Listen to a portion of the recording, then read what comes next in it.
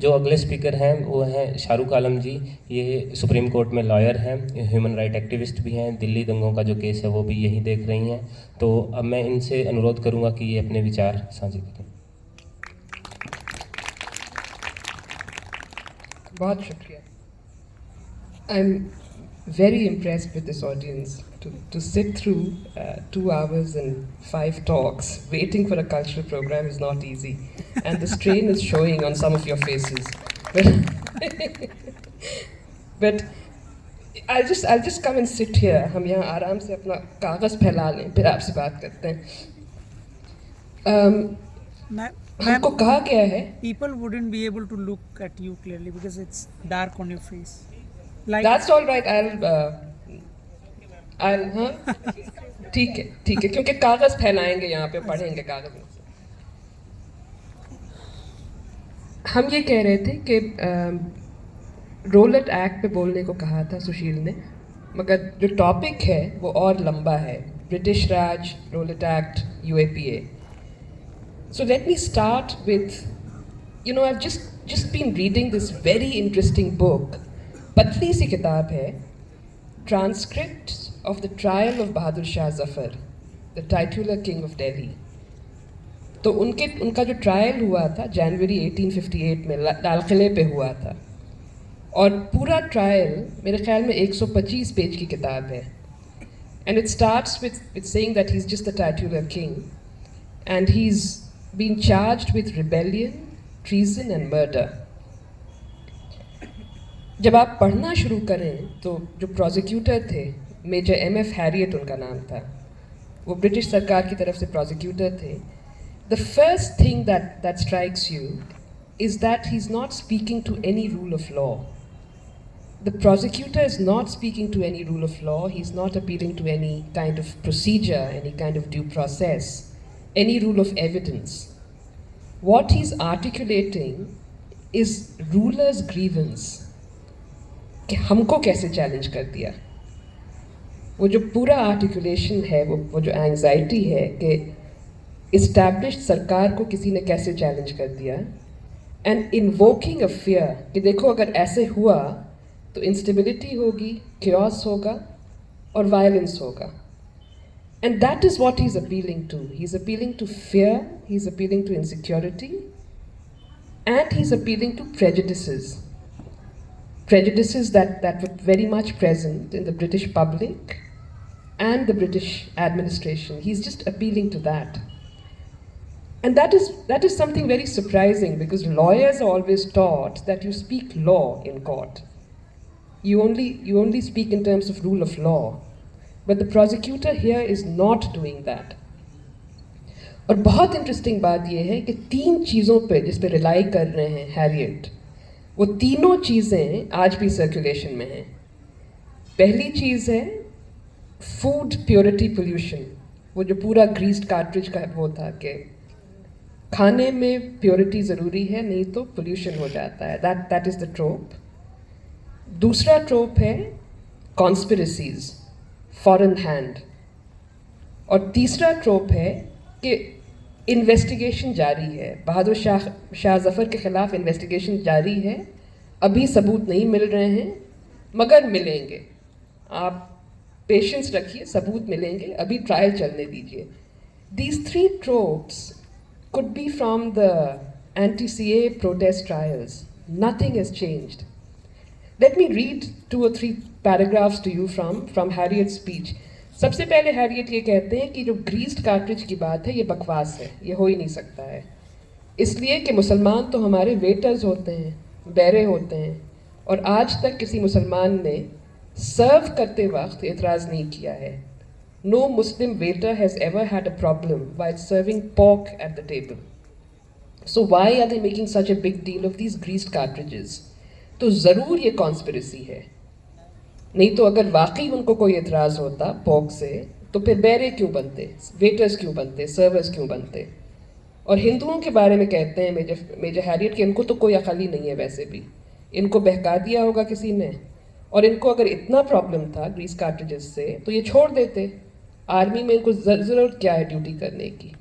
तो सुनिए वो क्या कहते हैं.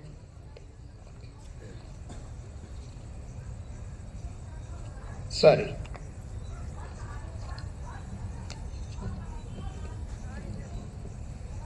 This is Harriet, the prosecutor.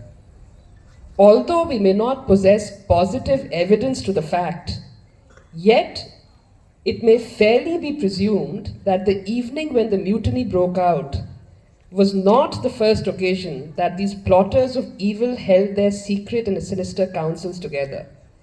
Proof कुछ नहीं है, बस कह रहे हैं कि ऐसे ही हुआ होगा. Who is there amongst us that does not almost daily witness these Muslims in their capacity as table servants, carrying plates and dishes which openly contain the very substance which, with reference to the cartridges, has been made the pretense of their offense? Even if we were to admit that all the cartridges were thoroughly saturated with pigs and with cow's fat, still what real valid objection on the score of their religion could the Mohammedan sepoys have had in using them? तो कहते हैं कि भाई ये तो रोज करते हैं, इनको क्या तकलीफ है. हिंदुओं के बारे में कहते हैं, when to this we add what is well known to everyone in India, whether Hindu, Mohammedan or European, that the native soldier has but to ask for his discharge, and that in times of peace it is at once granted to him, without inquiry or difficulty of any kind. It seems beyond bounds of reason to imagine that these men were drawn into acts of such revolting atrocity by any actual grievance. तो ये कह के इन्होंने कहा कि जो आप वजह बता रहे हैं म्यूटिनी की वो तो गलत है, तो ज़रूर कॉन्स्पिरेसी है ये. You know, if he were an honest man, the prosecutor, had he been an academic, had he thought about it, it would have been very clear to everyone कि ये तो trigger था, greased cartridge trigger था. It was actually not the real reason. But the real reason was much deeper. Structural violence था, civic unrest था, economic abuse था, हर तरह का problem था. You know, if anybody wanted to apply to their minds to the real reason, they would have gone deep into the problem. But the prosecutor doesn't do that. The prosecutor says कि ज़रूर साजिश है. It's a dark conspiracy. And then, this is again very familiar to all of us, he says that there's a foreign hand. Iran is involved. The Muslims are involved. It's a Muslim conspiracy. So then, listen to this. This is what he says. A Muhammadan priest with pretended visions and assumed miraculous powers. A Muhammadan king, his dupe and his accomplice. A Muhammadan clandestine embassy to the Muhammadan powers of Persia and Turkey, resulting Muhammadan prophecies as to the downfall of our power. A Muhammadan press, unscrupulously abetting, and Muhammadan sepoys initiating the mutiny. They had not even the extenuation of a pretended grievance, yet they at once leagued themselves in rebellion against us and induced the Hindus to join them by speciously exciting them. So here, this is a Muslim conspiracy. तीसरा point जो वो ये कहते हैं कि क्या हुआ अगर सबूत नहीं है तो. We can't stop the trial just because there's no evidence. We will investigate, we will find evidence, let the trial go on. Isn't that also familiar? ये कहते हैं, I think, gentlemen, even one must allow that if we had no other evidence of a plot, no testimony indicative of a previous conspiracy, the very nature of the outbreak itself must have convinced us of the existence of one. And he says, I need not quote what may be the law of the land on such a point, for there is yet a higher law which must acquit him or condemn him, the law of conscience and of sense, that law which everyone who hears me can apply. It is a law that does not depend upon local constitutions, upon human institutions, or religious creeds. It is a law fixed in the heart of man by his maker, and can it now be here set aside? So he is appealing to his own law. He's saying, doesn't matter what the constitution says, doesn't matter what the local institutions say, we don't have evidence, we have nothing, but we must go ahead.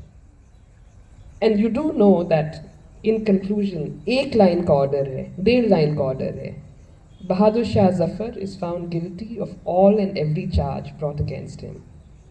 He's exiled. But all I want to now say to you is that I think the democratic strength of any state is best gleaned by how its prosecutors frame a criminal case.